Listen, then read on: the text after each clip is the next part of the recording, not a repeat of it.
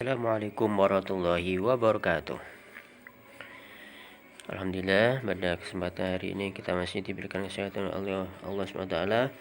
Semoga kita belajar ini selalu dianggap oleh Allah sebagai syukur atas nikmatnya, sehingga nikmat sehat itu nanti akan Allah tambah. Amin Allahumma amin.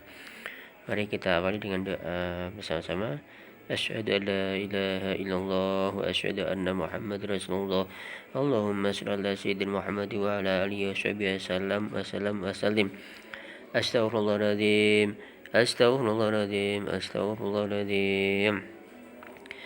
Anakku semuanya kelas 7 yang berbahagia, untuk kesempatan kali ini kita akan belajar tentang kolaborasi dalam dunia pendidikan. Setelah kita bicara tentang kolaborasi pada video yang pertama, kemudian video kedua kita bicara tentang perangkat lunak yang diperlukan dalam kolaborasi. Sekarang kita masuk ke salah satu contoh bentuk kolaborasi. Ya, saya ambil satu contoh. Karena kita ada di dalam dunia pendidikan, saya ambil kolaborasi dalam bidang pendidikan. Baik, saya akan lanjutkan pada materi berikutnya. Dalam sejarah perkembangan teknologi, informasi menunjukkan bahwa bidang pendidikan merupakan salah satu bentuk yang paling cepat menerima dampak positif dari perkembangan teknologi. Hal ini dimungkinkan karena dunia pendidikan mempunyai kemampuan yang lebih baik untuk mengadopsi dan beradaptasi dengan teknologi.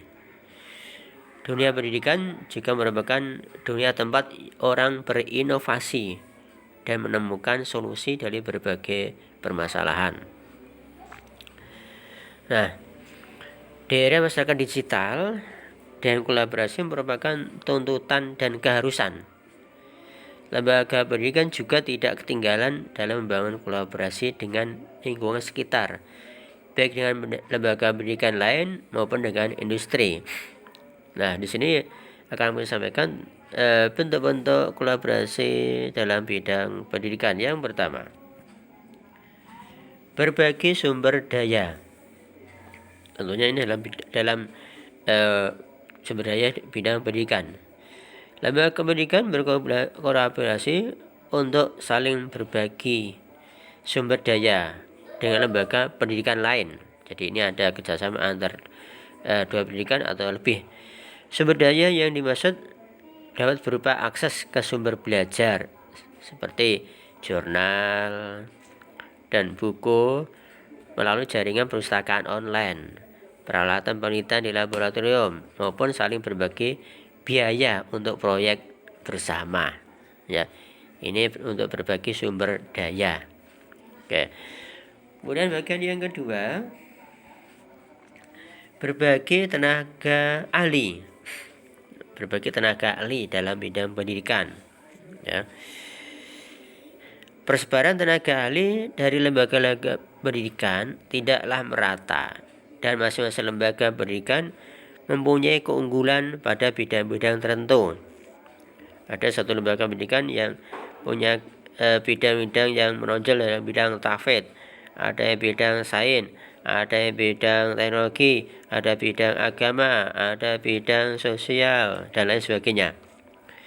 Oleh karena itu, kolaborasi dalam bentuk berbagi tenaga ahli sering dilakukan. Hal tersebut akan memberikan akses kepada para dosen muda dan mahasiswa untuk mendapatkan bimbingan tenaga ahli dari lembaga pendidikan yang lain. Jadi, meskipun tadi saya sebutkan ada dosen dan mahasiswa, ini tidak menutup kemungkinan jika terjadi pada tenaga-tenaga ahli di lembaga di bawahnya, yaitu di tingkat SLTA ataupun SLTP, MTS ataupun MA. Ya. Jadi ada ahli-ahli tertentu yang bisa didatangkan untuk memberikan bimbingan pada lembaga-lembaga yang sederajat di sekolah yang berbeda. Selanjutnya, membangun komunitas ahli. Ya. Kolaborasi untuk membangun komunitas ahli merupakan salah satu kebutuhan dari dunia pendidikan. Komunitas ahli dapat menjadi tempat untuk saling berbagi ilmu dan tempat belajar bagi pemula dalam bidang tersebut. Saat ini ada banyak organisasi profesi bidang keahlian tertentu yang dibentuk di Indonesia maupun dunia yang dapat menjadi tempat untuk mengembangkan keahlian tertentu. Jadi umpamanya di sini kita ini guru-guru yang ada di MTSN 1 Pati ini ada komunitas MGMP ya, mapel tertentu. Ada komunitas mapel ya, semua mapel termasuk ada TIK, ada SKI, ada matematika dan sebagainya. Jadi komunitas yang ada dalam sebuah grup ya, grup di WhatsApp, ada juga yang membangun komunitas di grup di Instagram atau di Facebook ya. Di Facebook itu ada grup-grup tertentu memang yang punya keahlian yang sama, tujuannya adalah untuk saling berbagi ilmu ya.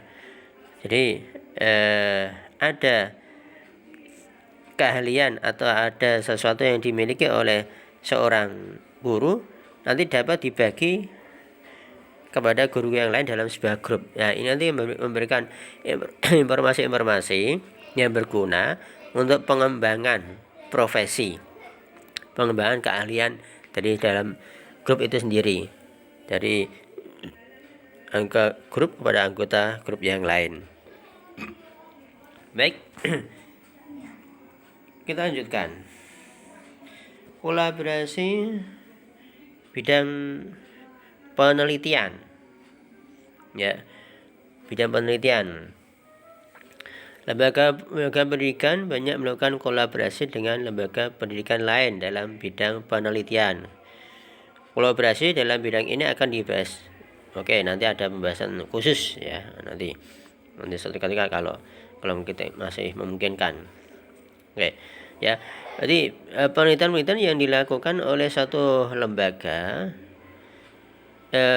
tentu akan memicu penelitian berikutnya dari lembaga sama atau dari lembaga-lembaga yang berbeda. Sebagai contoh, maunya di sebuah universitas negeri, di sana ada penelitian barangkali tentang suatu penyakit ya, satu penyakit. Kemudian untuk mengobati ini dibutuhkan alat khusus, alat tertentu yang bisa digunakan untuk sarana pengobatan penyakit tersebut.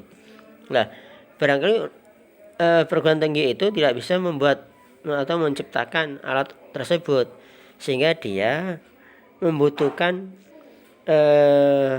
kolaborasi dengan pendidikan lain. Umpamanya pada perguruan tinggi politeknik ya, teknik ya, politeknik, orang-orang ahli teknik itu nanti yang akan mengerjakan pembuatan alat tersebut. Jadi ini ada kolaborasi dua bidang ya, dua bidang ya, dua universitas untuk mendapatkan satu alat khusus keperluannya untuk pengobatan suatu penyakit tertentu. Ya, ini membutuhkan penelitian yang memang harus dilaksanakan. Gak bisa dilaksanakan oleh satu komunitas sendiri. Atau bisa juga satu penelitian yang nanti perlu dilanjutkan oleh penelitian berikutnya. Ya, penelitian ini belum tuntas, kemudian dilanjutkan oleh penelitian berikutnya yang dilakukan oleh lembaga pendidikan yang lain. Ya. Oke, barangkali untuk pertemuan kita yang singkat ini saya cukup sekian, ini aja. Untuk kelanjutannya nanti kita akan bicarakan tentang kolaborasi dalam bidang pendidikan dengan industri. Nanti bentuknya seperti ini, nanti kita akan menyampaikan ini insyaallah di lain kesempatan. Semoga ini tidak terlalu panjang. Kita akhiri dibaca alhamdulillah. Assalamualaikum warahmatullahi wabarakatuh.